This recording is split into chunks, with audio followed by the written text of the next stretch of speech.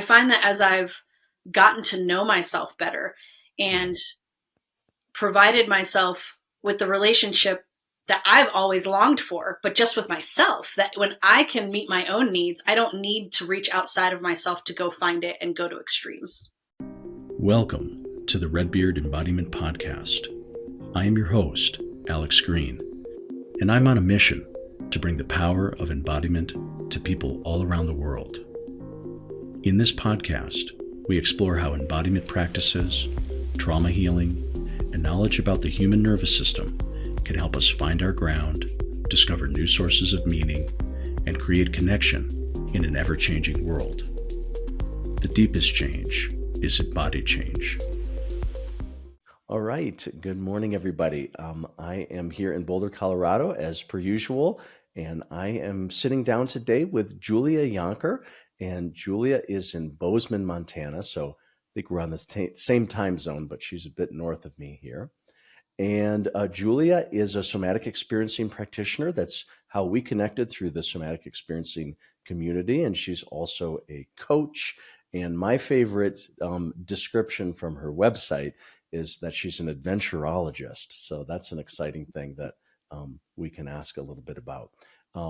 But yeah, we're going to have a conversation today about nervous system work, somatic experiencing, and this idea of Julia's connection into adventure sports, which is part of her own personal background, as well as some of the folks that she works with. So we're going to just kind of talk about, what's the neurobiology of being an adrenaline junkie was maybe an interesting question that we can ponder today. So Julia, thanks so much for taking time for a conversation. Yeah, thanks for having me, Alex. I'm so excited to connect.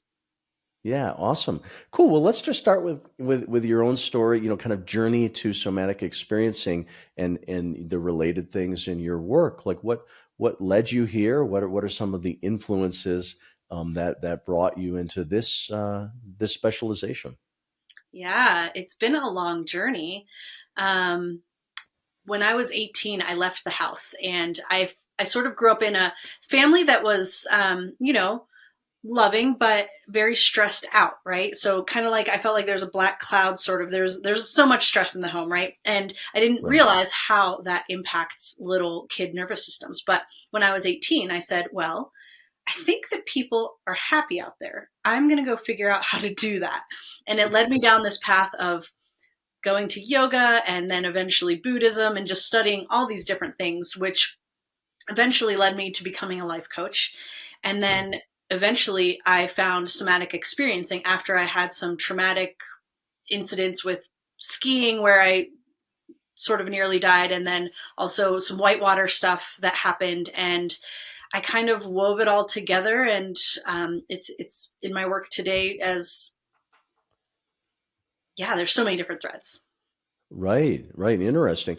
Are you, without sharing anything more personal than you want to, like regarding the ski incident and then the whitewater, and then how that led you to SE, I always think it's a little bit interesting for people, a lot of folks, especially, in this audience, they've heard about somatic experiencing. Some people have done it, but I always think it's sometimes interesting for people to kind of hear a little bit of kind of like how it works. And so I don't know if it's too personal, but maybe you would share what SE looked like for you regarding the, those kind of, big traumas like the ski incident, for example. Is that something you're comfortable with?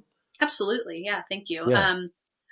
When I moved to Bozeman and I got into adventure sports, I fell in with a group of friends who had been skiing since, I don't know, like they were 5 maybe. And I was a brand new skier, and it was very much a no friends on a powder day type group where they were like, if you want to hang out with us, we're going to go do whatever we want. And we are not going to make any accommodations for beginner level skiers. So maybe there was some accommodation, but in general, I went to a lot of places that a beginning skier should not go. And I got myself into a lot of situations that were very scary. Right. And my fear of the skiing, even though I can technically ski almost anything, my fear of it makes me have bad form. And one day I was skiing in the backcountry in the Beartooth Mountains nearby, and I sort of got in the back seat, which you're not supposed to do, and stopped on a really steep slope in June. So it's like corn snow and it's very slidey. Mhm. It's not powdery, so that when you fall into it, you just kind of fall into the ground and stay. It's slippery.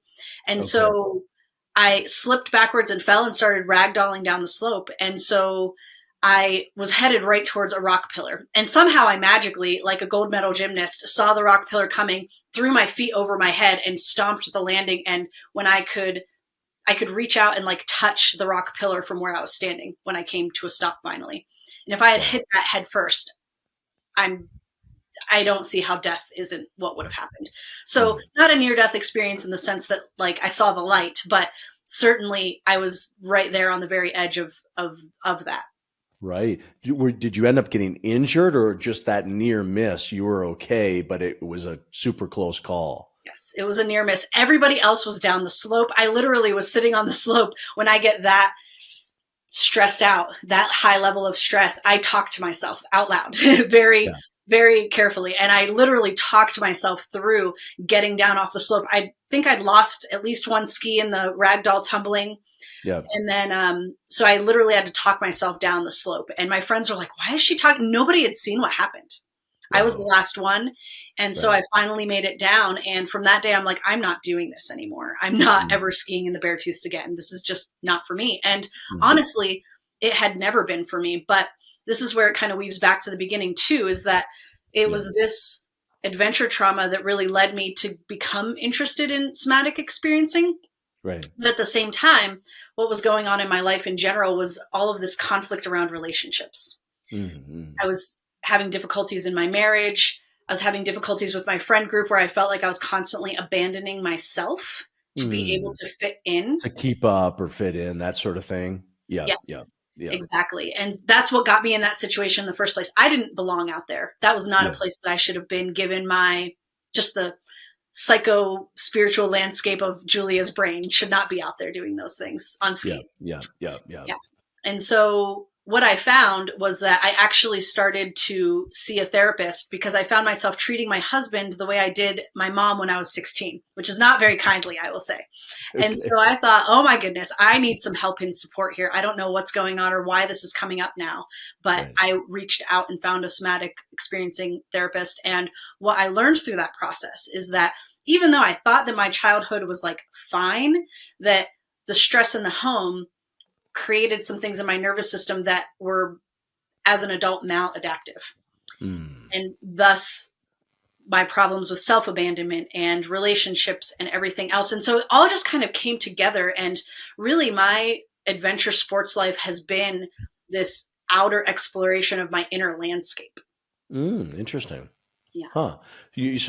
So well, actually, that's a thread I kind of I'm saving that one in the file. I'm bookmarking that because I feel like there's a lot to that way of framing it.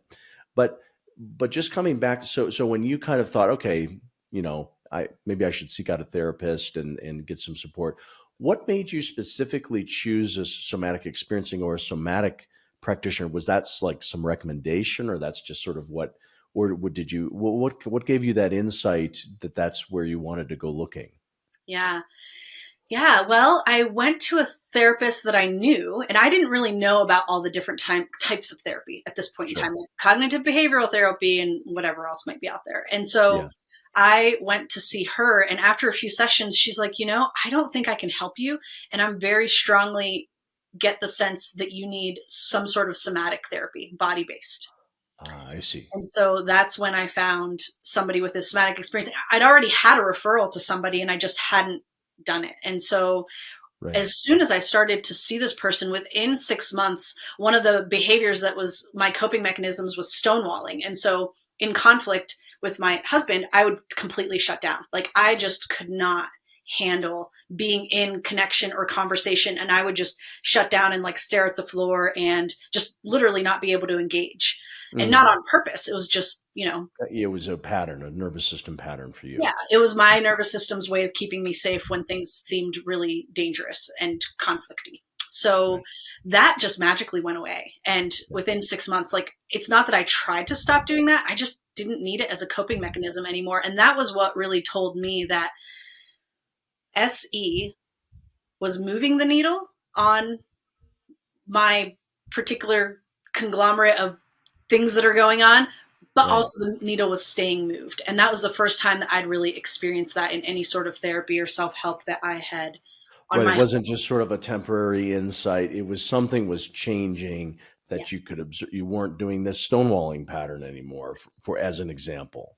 Yeah. And I don't know if anybody else has ever had this experience, but you go and you get some sort of healing done or some sort of work, and you're like, oh my gosh, this is great for like 2 or 3 weeks. And then you're like, oh, I'm back where I started. That actually didn't stick.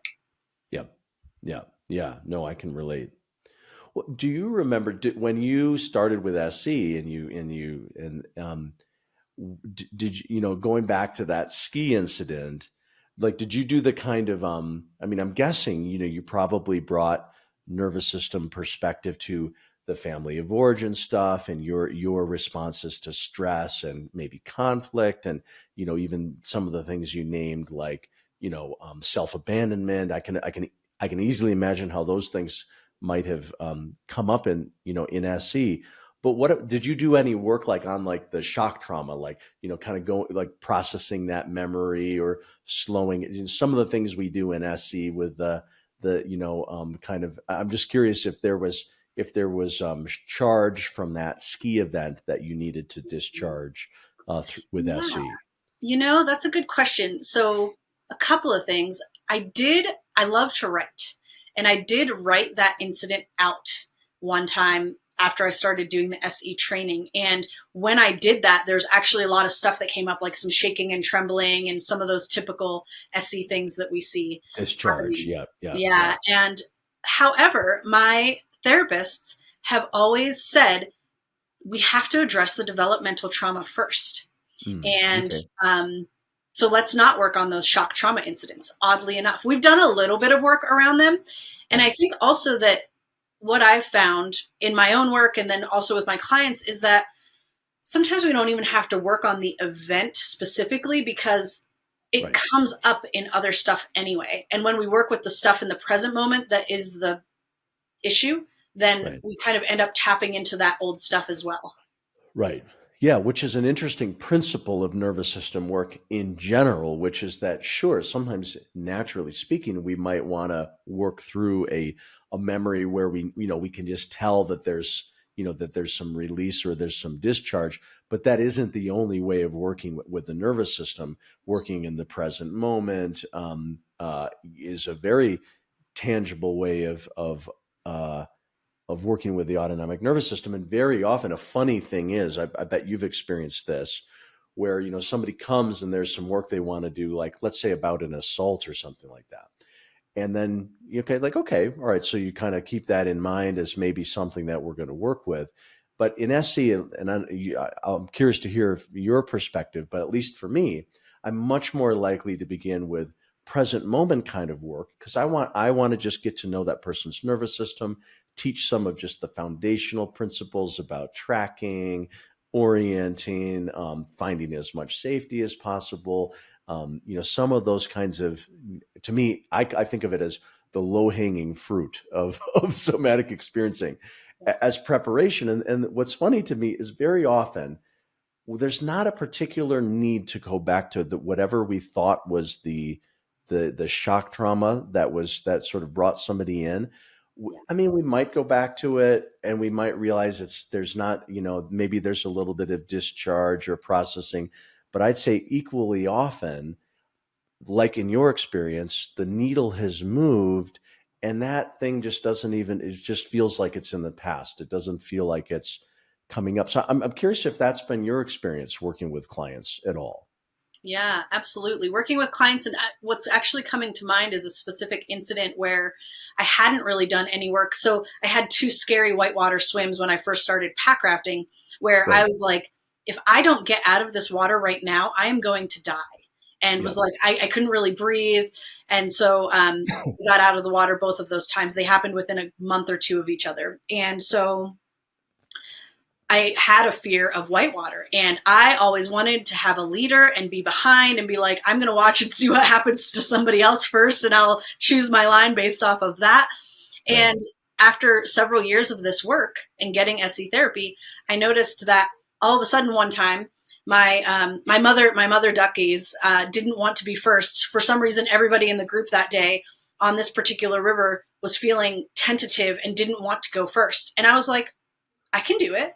And I led us through some of the hardest rapids on that river. It was a 7-day expedition. And so this was day 1. And I was like, I can do it. I got this. And it was totally fine. And I was just so surprised to see that was available within my system to do that in a regulated and calm and excited way when I actually hadn't even done any of the specific shock trauma work.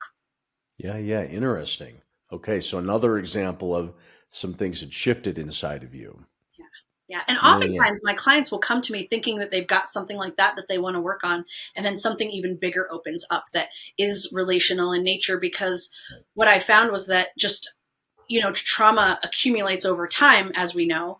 And sometimes the one thing happens that is the straw that broke the camel's back. And so there's so much in there to work with that the shock trauma of the ski accident or whatever might not be the primary thing that actually it's the tip of an iceberg, and then now you're looking at developmental history or relational trauma. Yeah. Absolutely. Totally makes sense. Yeah. Cool. Well, on this, you mentioned the thing I bookmarked where you said, in some ways, your own engagement with adventure sports has been a little bit of it's been an outer exploration of something that's in a way related to some inner things of your patterning. Tell us more about that. To me, that's a really interesting way to describe it. Could you, explain that a little bit more? Absolutely. I've always been drawn to nature. I basically grew up running around in the woods behind my house and having a rocks shop and down there and whatnot. And so I love nature, and I always wanted to do more, but that wasn't available in my family of origin, really, and where I grew up. Yeah. And so when I moved to Montana, it finally did become available. And I was just like, let's do all the things. Let's go backpacking. I used to be a professional horse person, so I wanted to get on horseback and skiing and just all the things. If someone was like, hey, do you want to come try XYZ? I was like, yes, let's do it. Right.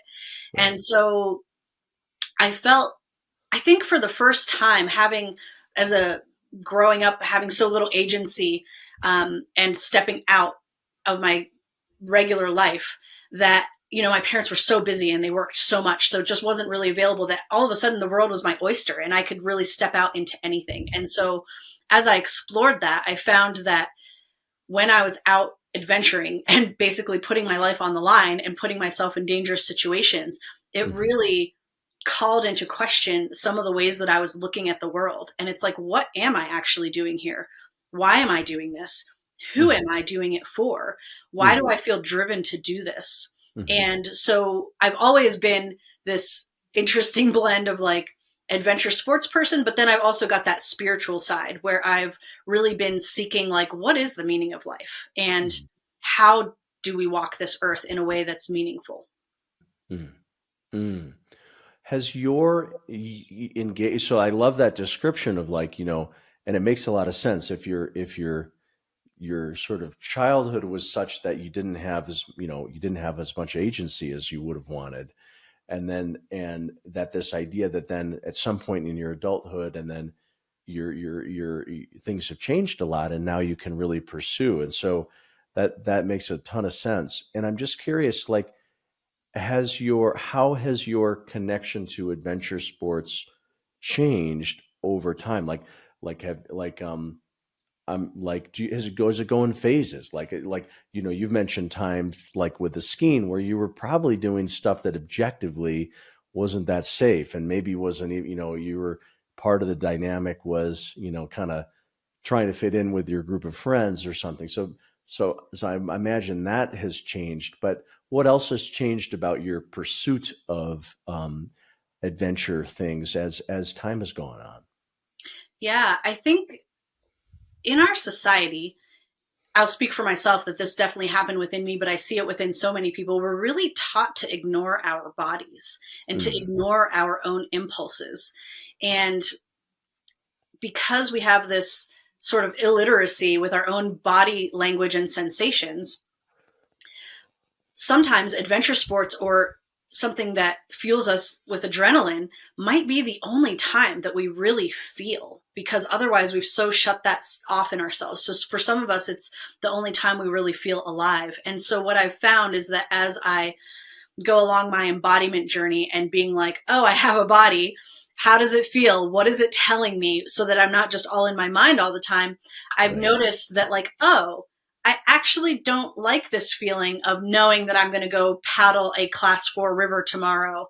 And that's the last thing I want to do. I am so anxious about this. And so I found that as I get my nervous system more regulated and as I become less addicted to the adrenaline and those higher states of activation within my own body, that I want to do gentler things. I don't need to go stand on top of a mountain after using ropes to get up there to feel really good about myself, because I can feel really good about myself floating on the lazy river right outside town, just looking at the plants and the birds and the water and having it be really gentle. And so my enjoyment of life the things that will bring me joy have become broader because they don't need to be so extreme.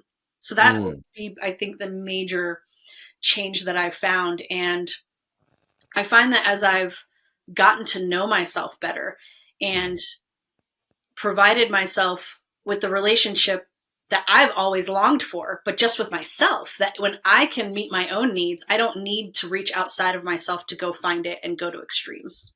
Right.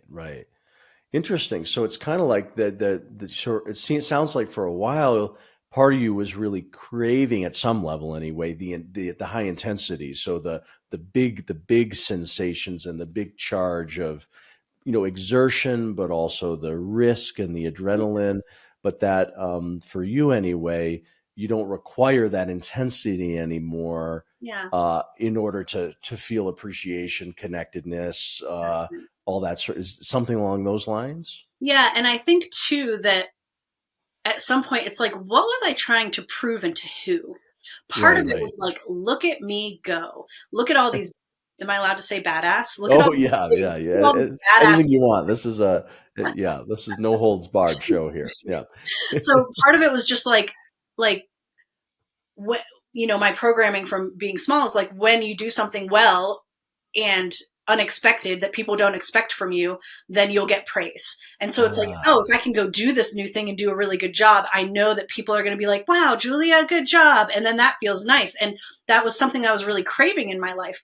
And I'd never really had. And so I think I was chasing this praise from other people, admiration, or whatever might be coming. And also maybe trying to prove to myself that I can do this. I remember the last time I really did that, I went and did a 6 or 7 day solo backpacking trip in the Grand Canyon, like over New Year's. It was horrible. It was so lonely and so cold. And I was like, why am I doing this? This is terrible. I thought I was going to have time for like introspection and some whatever. And I was just like, well, maybe I needed to prove this to myself. But now I really feel like, that was the last one. Like I proved that I could do something like that. And now I am happy to just hike a 1/4 mile into some creek somewhere and just lay there and bask in the sun.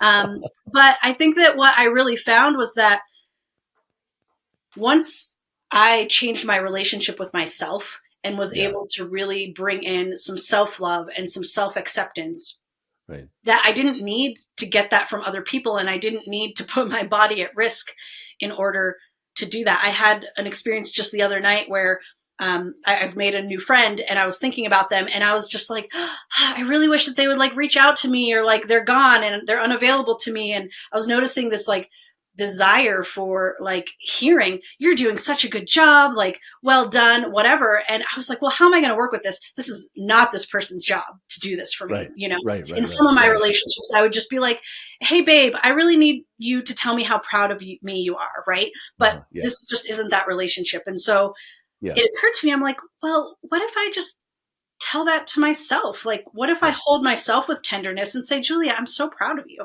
And so I sat with myself in that way for a few minutes and I checked back in with the whole situation. I'm like, my need was met. I don't need anything from that person anymore. And it really sort of released them, and now made me free to engage in that relationship in a much freer way and less with that needy feel, you know?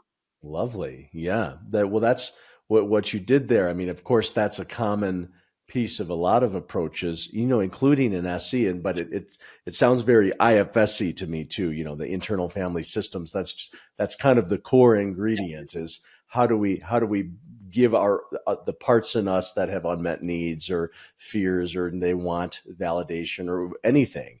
It's like, can we be our own audience, our own witness, our own validator?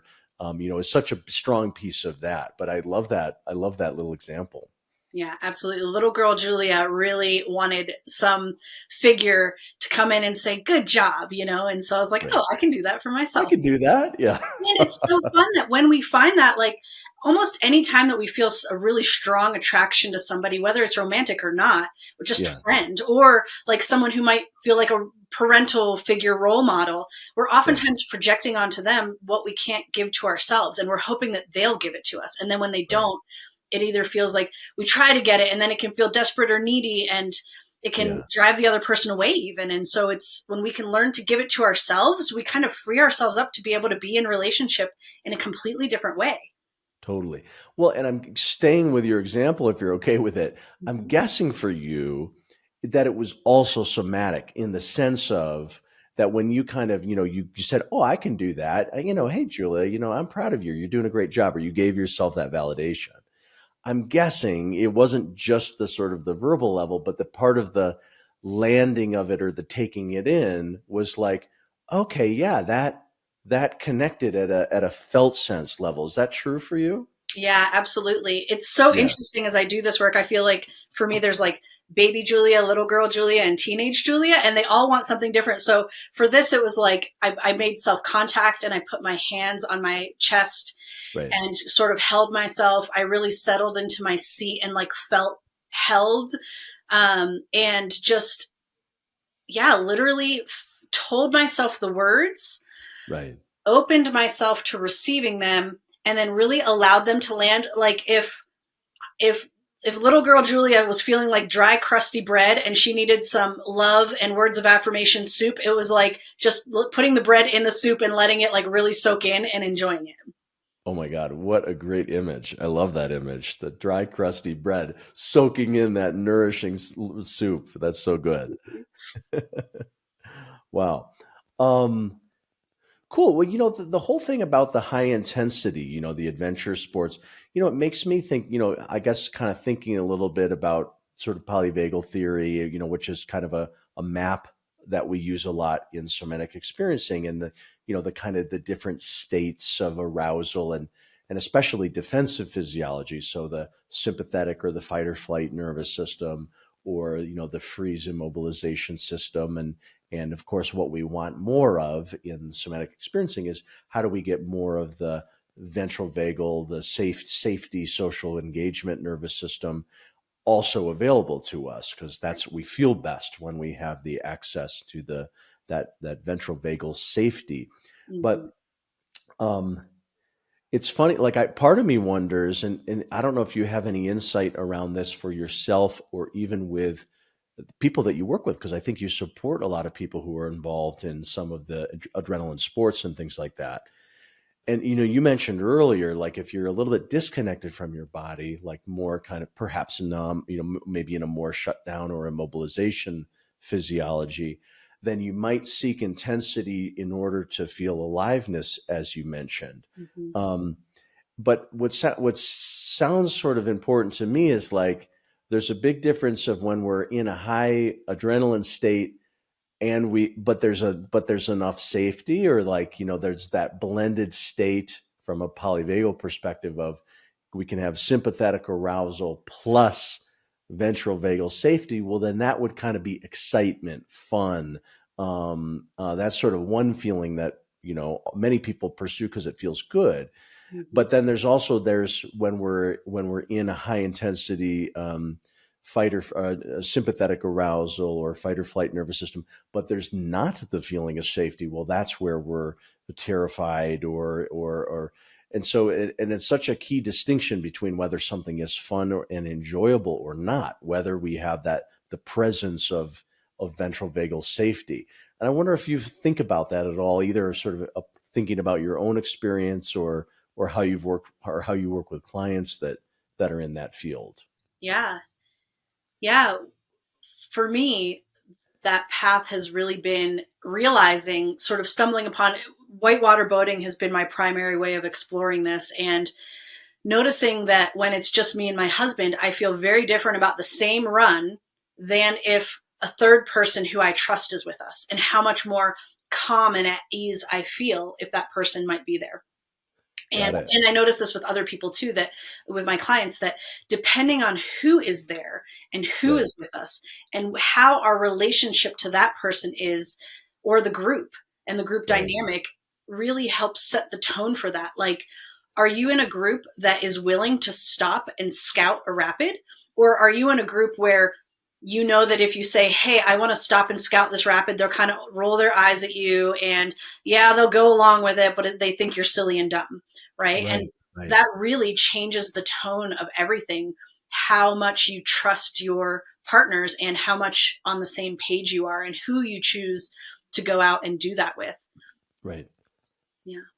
Yeah. Okay. Yeah. That makes a lot of sense. Super cool. Well, earlier, you talked about, kind of what led you into your own SE therapy and what happened for you. So, which was a really great description of how the needle moved in ways that stayed and lasted and whatnot. I mean, it sounds like it was significant enough for you that then you went through the training, and it's not a small training. It's, it's a 3-year program. What made you have the clarity that you wanted to do to get the training, and what was the training process like for you? Yeah. I took the life coach training about 8 or 9 years ago. Yeah. And I was doing it. People were paying me. They were coming back. They seemed to be having a good time. But the whole time I was like, am I really helping them? I feel like there's something missing. I feel like I have really good sessions, but I don't necessarily know why. And the coach training program that I took introduced something called the body compass. It's a tool that we use. And so it's kind of like SE at the kindergarten level, where they're like, notice the sensations in your body. They're telling you yes or no. How do you know? Right. And so I was using that. And when I discovered SE, I'm like, oh my gosh, this is the thing that I've been looking for. I often call it, how Einstein was like looking for his grand unifying theory of everything, or whatever it was called. Right. I feel like SE is that for healing, that no matter what the modality is, when healing happens, it's because the nervous system did a thing. And so SE isn't something that somebody invented. It's just the way the nervous system works. And somebody finally looked at it for long enough, stuck with it long enough to be able to outline it, Peter Levine, and to describe it as it goes through its phases and what the actual mechanism for injury is for trauma. Because we didn't know for so long. We were just throwing spaghetti at the wall to see what would stick. Right. And so when I started to see what this really was, I was like, I have to incorporate this. And my teacher, Abby Blakesley, who you also know, she said at the beginning, she said, oh, by the end of this, you're going to be seeing everyone as a walking nervous system. And I was like, whatever, Abby. And now I'm literally like, oh, that person's so activated. Oh no, poor them, or like I have compassion for them because I'm like, oh, look at their dysregulated nervous system. Shoot, Yeah. And so that really led me to it. And now I love that in my work, I can see someone come in with symptoms that they might not see as a nervous system thing, but I'm like, oh, that's indicative of this and that and whatever. And it kind of makes much more sense to me how I need to work with it. And the training process, oh gosh, I didn't know what developmental trauma was before I found SE, despite being a life coach. I mean, I knew that you could have bad experiences in childhood and they would impact or all your experiences in childhood impact who you become in life. But I didn't actually know developmental trauma. And I learned about it during my first module. And wow, it really threw me for a loop. And that was the beginning of my self-discovery journey of really, truly understanding who I was today as a result of how I was raised in the home that I grew up in. And so it was a profoundly healing journey in that sense. And I would say that so many things have changed. It basically, that whole time I was really learning about that the way I was showing up today and the relationship that I chose for myself, I was basically recreating my life in my family of origin. And as I started to really find myself and learn what I wanted and asking for that in my relationship, the way that everything around me shifted was really incredible. And so I loved the training. I got to do most of it in person, which I highly recommend to people. Doing it online is just not the same. I did a few online during COVID, and then it's just entirely changed everything about the way I view life. I don't know. I don't have enough words to be able to emphasize that. So Yeah, totally. Oh, that's a really great description. And something I'm remembering about Abby, because Abby was my instructor too for years 1 and 2. And there was a phrase, there's tons of things about her teaching that stayed with me. And I remember her saying that same thing. You're going to start just seeing, you're just going to start, it's like you take everything away and you just see these autonomic nervous systems walking around. And that definitely happened. But a phrase of hers that I really like is this idea of that SE can be sneaky powerful. And, and so she used that term sneaky powerful a lot.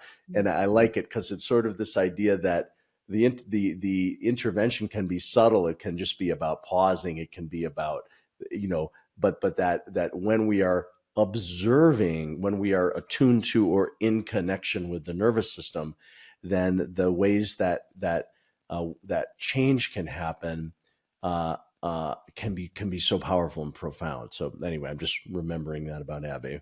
Absolutely. Yeah. And it's just so amazing how when we go to the root of where the thing is coming from and we change that, everything else changes, because oftentimes people seek help because they're like, I'm doing this behavior and I really hate this and this needs to change.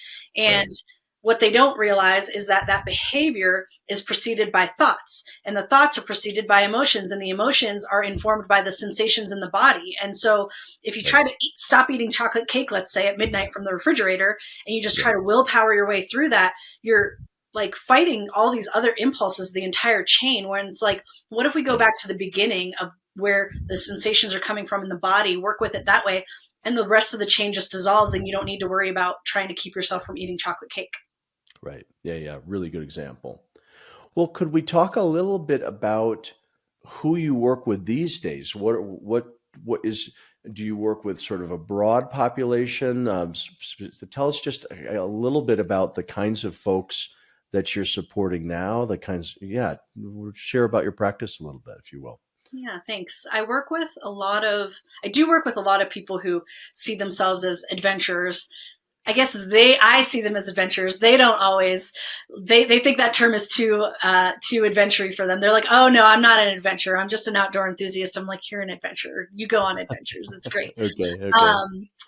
And so I work with them around shock trauma, but oftentimes, like if they're in an avalanche or had that scary swim, got thrown from a horse, a mountain biking accident, whatever it might be, because especially that the American Alpine Club has something called the Climbing Grief Fund, and they really are advocates for folks, adventurers who've experienced something bad, because sometimes we go into a therapist's office who doesn't do adventure and who really enjoys just being in town and gardening and stuff. And whether it's spoken or not, the worst therapists will say it out loud, and the best ones will keep it to themselves and maybe do their own work around it. But they're like, why are you doing that? You're crazy.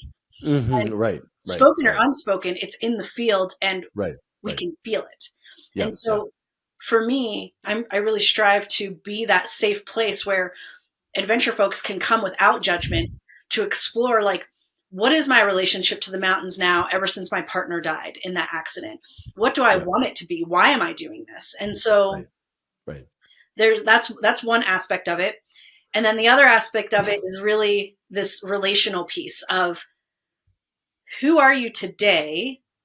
Where are you trying to go? What's stopping you from doing that? And let's really review that, because I can almost guarantee you that it's relational in nature somehow. I love Dr. Gabor Mate's recent book, The Myth of Normal, where he talks about this conflict that lives inside all of us for our entire life, which is the conflict of attachment and connection versus authenticity to ourselves, or attachment or connection to ourselves. And Right. so it's sort of me against the world, in a way of like, the world wants this from me. The world wants, maybe my parents want me to be quiet and calm because they've had a long day, or maybe my teachers just want me to sit still and stop fidgeting and stop spitballing my classmates, right? And so we learn all these things that people want us to tamp ourselves down and be smaller and be different and follow the rules just to make their lives easier, the adults around us. Right. Yet we have these impulses within ourselves that are organic and authentic, and like, I want to express my life force energy, and I want to play, and I want to do whatever. And that so often gets squashed. And so we come out of our childhood sort of with this squashed authenticity, but being really well trained in how to meet the needs of everyone else around us. And Right. so it's really this journey, adulthood, of like coming back to ourselves and finding the right balance between authenticity and attachment to the others around us. Well said. What's alive for you these days? Like is there anything you're learning about or leaning into, either in your practice or you're bringing curiosity towards? What's the latest in your evolution? Oh yeah, the latest in my evolution. It reminds me of like an eddy line in a river.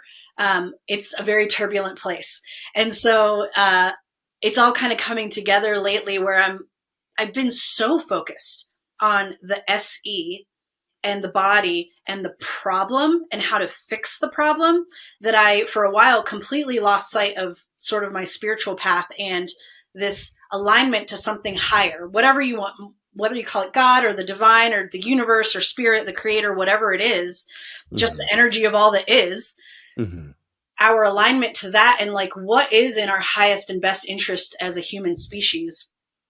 And something that happens when we align ourselves to that, like when I align myself to like, I want to live to my fullest potential, versus aligning myself to like, well, I don't want this or that to happen. It's like the fear versus love alignment, sort of.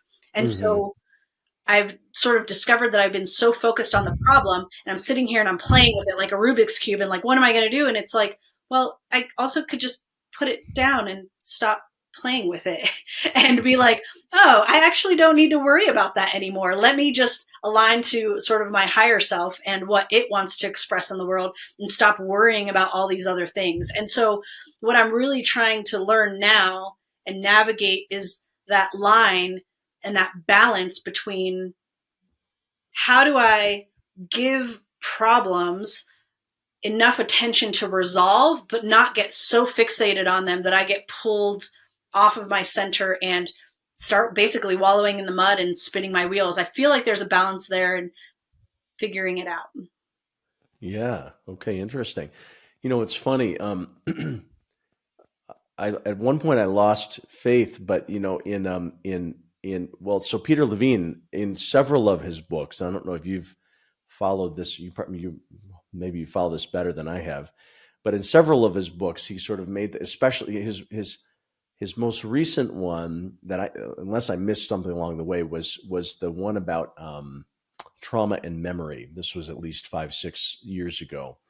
And in the introduction, he made the comment that he's most well known for Waking the Tiger. That was one of, and then soon thereafter, In an Unspoken Voice. Oftentimes that's the book I recommend for clients who want to understand a little bit more about the nervous system theory. But then, there've been several others about kids, and there's one for the lay person about trauma healing. And then there's this one about memory, trauma and memory.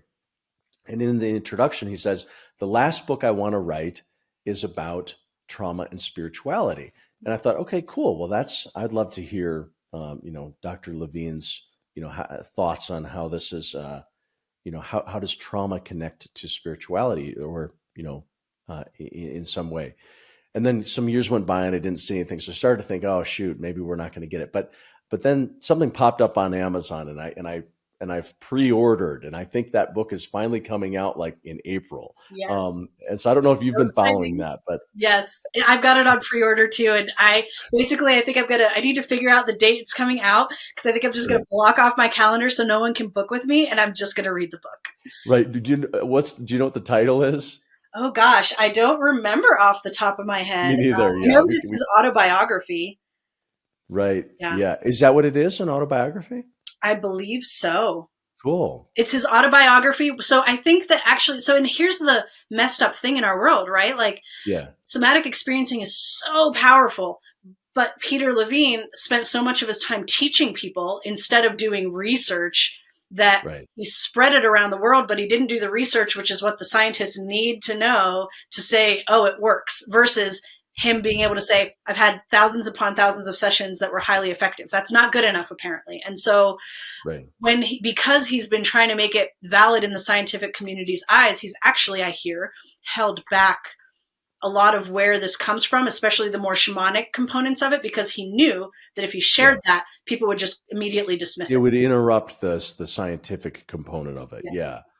Absolutely. Yeah, that's an interesting thing. And Stephen Porges has made similar comments. I've been involved in several conversations with him through the TRE community, and I've been fortunate to kind of be able to pose some of my own questions and be in a little bit of a dialogue. And he always, when we've asked him about, that some people, especially, using TRE, which is another nervous system based approach, it's not uncommon that people say, hey, this is having a big influence on my spiritual life.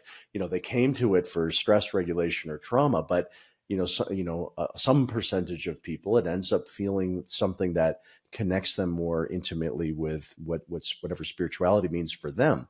Yeah. And so we were asking Dr. Porges about that, and he said, yeah, he laughed and he said, well, yeah, that's actually what I'm really interested in too. But nobody gives you a grant for, if I wrote a grant proposal and I said I wanted to understand more about the neurobiology of spiritual experiences, I wouldn't get any grant funding. So I haven't been able to do that. Yes. But he said, so he's sort of a similar idea, and he said, eventually we'll get around to exploring neurotheology, was I think the term he used, or sort of the neurobiological underpinnings of so-called spiritual experiences and states and things like that. So anyway, so I think, to me, I think it's sort of like the inverse of trauma. I mean, that to me, what's interesting about the trauma field, and it's true for me personally too. I mean, on one level, one of the main lessons I've learned from the trauma therapy world is it's given me a certain kind of an optimism that I didn't have before that. The optimism is, Peter Levine has the well-known quote about trauma is inevitable, but it doesn't have to be a life sentence. Or I'm butchering the quote a little bit here, but there's a certain kind of an optimism that I've come to believe, which is that, to me, it's really sad that the kinds of suffering, the kinds of trauma, accidental, because people do it, because cycles of abuse happen in families, societal threads. So to me, the degree of suffering and how that impacts people is something I feel, deeply. And something that attracted me to the trauma therapy world is, and there are some things to do. There's principles that work. Yes, we can be traumatized and we can be resilient and we can restore vitality and we can post-traumatic growth, we can grow. So that's been kind of like a big piece of it for me and my appreciation of it. And I think that many people look at that two sides of the coin, that the world of trauma healing is about hard stuff, difficult stuff, painful stuff. But what it offers is, in some way, the mirror image of that, aliveness, expansion, growth, capacity, connection, that's in some ways the inverse of the negative stuff. So I don't know. So to me, that's very much included in our field. And I agree with you that sometimes they got to dance around the issues of securing funding and valid scientific research and things like that. Yeah. And I think too that what you're saying is so, I just wanted to emphasize that, yes, trauma, we work on the hard stuff, but it's just as important to spend time on the good stuff. And I know that today, if we broaden it to world events, like so many people are so heartbroken over some of the things that are going on in the world. And they're like, what can I do about it? And I'm like, well, I'm pretty sure that if I got up on a plane right now and went somewhere out there to the place that these things are happening, that I couldn't actually myself single-handedly stop it, right? Like that's not the thing to do. What I've been really focusing on, besides, we can send them compassion and whatnot, and whatever acts we're called to do, of course. But what I really keep bringing it back to is the one thing that I can control, which is myself. All of those things that are happening in the world today didn't just magically blossom out of nothing. They're seeds that were planted years ago or thousands of years ago or hundreds of years ago. And so I keep asking myself, what seeds am I planting today that in 300 years might be starting a genocide somehow, right? Like what one little act of hatred or fear or whatever am I putting out into the world that the ripple effects I don't even know? And so I know that if I can land more solidly in that place of acting from a place of love and acceptance and compassion versus fear, that I trust that over time, the ripple effect of that will go out and it will impact the world because we know we're all interconnected. And how can that's what I feel like my work in the world is to do, and that where I can make a difference. I love that. Well, Julia, this has been super rich. Is there anything that you, any final note or anything that we haven't touched on that should be included to feel complete today? Yeah, I guess we're all on this journey, right? And we all suffer and we all have fun at times. And for anybody who might be listening, who's struggling and not sure what to do or how to make their life feel better, just keep trying. Don't quit. Don't give up. Try different things. Keep looking for the things that can help you, because it is possible to heal. And as long as we keep applying ourselves, like it is not a life sentence, like Peter says. So just that little bit of encouragement. Thank you, Julia. Yeah, absolutely. Thank you. Thanks for listening to today's episode of the Redbeard Embodiment Podcast. To learn more, visit us at redbeardsomatictherapy.com or send me an email at alex@redbeardsomatictherapy.com. If today's conversation resonated with you, help spread the word by subscribing and sharing with others. Hope to see you next time.